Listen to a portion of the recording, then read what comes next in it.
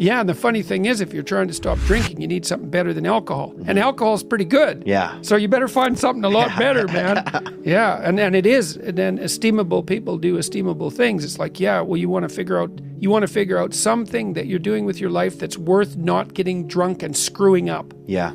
Part of the reason people drink alcohol is to get rid of their responsibility. I mean, that's, you know, you hear people drink because they have problems. It's like, yeah, no.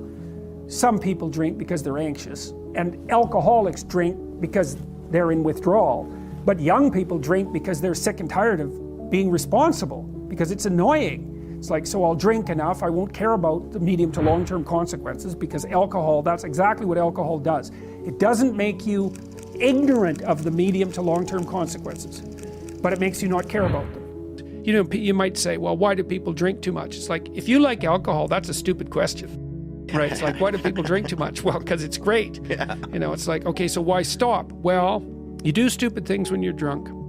You hurt yourself, you compromise your health. It's really hard on the people around you. You tend to turn into a liar, and it screws up your life. Yeah. It's like, yeah, but it's pretty fun. Yeah, well, it is, but you need something better than that. And what's better isn't being straight and not making mistakes. It's like, that's all prohibition in some sense. What's better is, no, you need an adventure, man.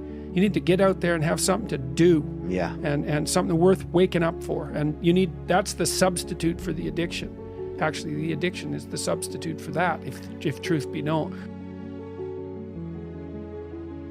If you are an effective writer and speaker and communicator, you have all the authority and competence that there is. The best thing you can do is read and write every day, a couple of hours every day. Write about things you find important, and see if you can discover what you believe to be true. And that'll build you a foundation. And it's unbelievably practical. Like, if you look at people who are phenomenally successful across life, there's various reasons, but one of them is that they're unbelievably good at articulating what they're aiming at, and strategizing and negotiating and enticing people with a vision forward. It's like, get your words together, man. That makes you unstoppable. Get your words together. Make yourself an articulate creature, and then you're deadly in the best possible way. Read great books.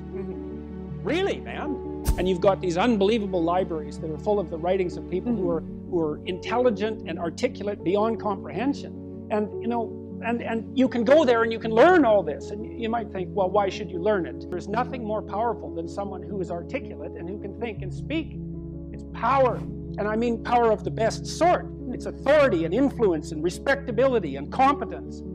And your highest skill is to be found in articulated speech. And if you're a master at formulating your arguments, you win everything. And better than that, when you win everything, everyone around you wins too. Because to transform yourself into, let's consider your transformation into something approximating the logos. It means you shine a light on the whole world. Well, there's nothing more exciting to do than that. There's nothing better you can possibly do.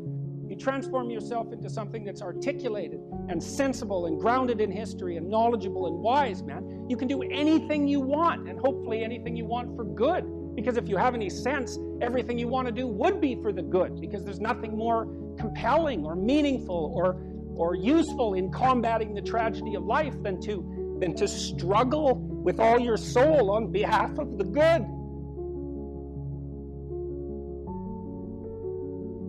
You know, I've really seen the benefits, for example, for weightlifting, because I've watched people, because I'm 58, how old am I? 56.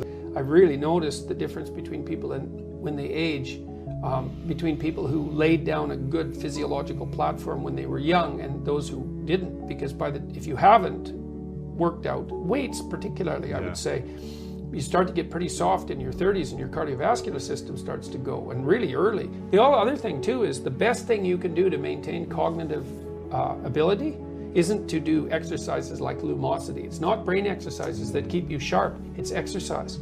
So if you're 50, both cardiovascular and weightlifting, if you're 50, you can restore your cognitive function to the level of a 30-year-old through exercise. Through physical activity. Yeah, well, your brain is a very demanding organ, and if your cardiovascular system is compromised, then you get stupid. And so, yeah, it's really... So the less you move and the bigger you get, the more more stupid you become. Yeah, well, Smaller because your brain gets, you compromise its function, because the brain is it's the organ that uses more. It's very metabolically demanding, and so if you're not in good physical shape, then one of the things that suffers most greatly is your cognitive function. No one can live without a routine. You just forget that. If you guys don't have a routine, I would recommend, like, you get one going, because you cannot be mentally healthy without a routine. You need to pick a time to get up. Whatever time you want, but pick one and stick to it, because otherwise you dysregulate your circadian rhythms and they regulate your mood.